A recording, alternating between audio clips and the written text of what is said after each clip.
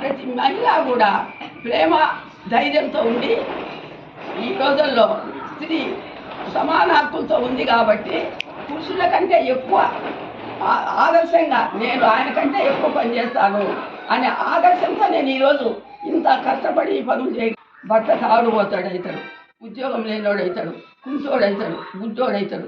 కానీ వీళ్ళందరికీ కూడా ధైర్యం తెప్పించే విధంగా మనం చెప్పుకుంటూ భర్తలు కానీ తమ్ముళ్ళు కానీ వాళ్ళని ముందుకు తడపోయే భాగ్యం మన స్త్రీలో ఉంది.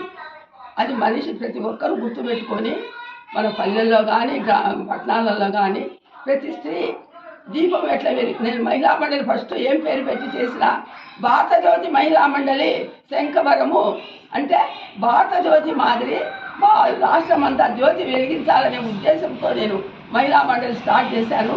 కోటేటి రామసుబ్బమ్మ సంతోషపడి నన్ను అప్పుడు ఆమె చేర్చి కడప జిల్లా నాకు ఒక్క చెప్పడము, అప్పటి నుంచి 23 జిల్లాలు తిరగడము, రాజశేఖర రెడ్డి గారి టైంలో మున్సిపల్ ఫైనాన్స్ కార్పొరేషన్ చైర్మన్గా పనిచేయడము. పదవులు అనేటి శాశ్వతం కాదు, శాశ్వతమైన కీర్తి తేవాల. అంటే నేను ఈ ఊరికి పోయి పని చేసిన, ఈ బాయిలో ఇచ్చిన, ఈ బోర్ ఇప్పించిన, ఈ డైరీ ఇప్పించిన, ఈ బాలవాడిసి పెట్టిన అని నేను చేస్తూ నా సర్వే రిపోర్టు నేను చెప్పాలంటే ఒక భాగవతం అవుతుంది.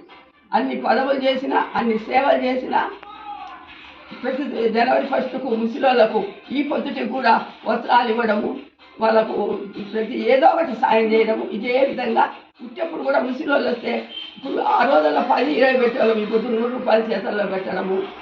స్త్రీని మించిన పురుషత్వం లేదు. స్త్రీ పురుషుడు ఇద్దరు ప్రపంచంలో ఇద్దరే మనుషులు, భార్య భర్త. పురుషుడు భర్త, భార్య స్త్రీ. కుల మతాలతో పనిలే మనకు. ఈ ఇద్దరు ఏకమైనప్పుడే స్త్రీ శక్తి పెరిగేది. ఆ స్త్రీ శక్తి పెరగాలంటే మనము మన ఆత్మసాక్షిలో ధైర్యం నింపుకొని వాళ్ళకంటే ముందు నేను అడిగేయాలి, ఈ పని చేయాలి అనే కింద ఎప్పుడైతే మనం నడుస్తామో మీరందరూ కూడా అదే విధంగా ఒక స్త్రీ శక్తి అనేది మనసులో పెట్టుకొని మీరు భవిష్యత్తులో మీ మనోధైర్యం కోల్పోవాకండి, మానసికంగా వ్యక్తిత్వంగా ఉండండి, స్త్రీ జాతికి పేరు దాండి అని చెప్తూ నేను స్త్రీ జాతికి అందరికీ కూడా నేను సంతోషమైన ఆశీస్సులు శుభాకాంక్షలు తెలుపుతూ ఇంకా మీ అందరి ఆశీస్సులు మీ ప్రేమ వల్లనే నేను ఇప్పుడు 90 ఏళ్ళ వయసు వరకు నవ్వుతూ బ్రతుకుతున్నాను. ప్రతి ఒక్కరికి నవ్వు అనేది స్త్రీ జాతికి ఉండాలి. స్త్రీ జాతి పురుష జాతితో సమానంగా ఎదగాలని కోరుకుంటున్నాను.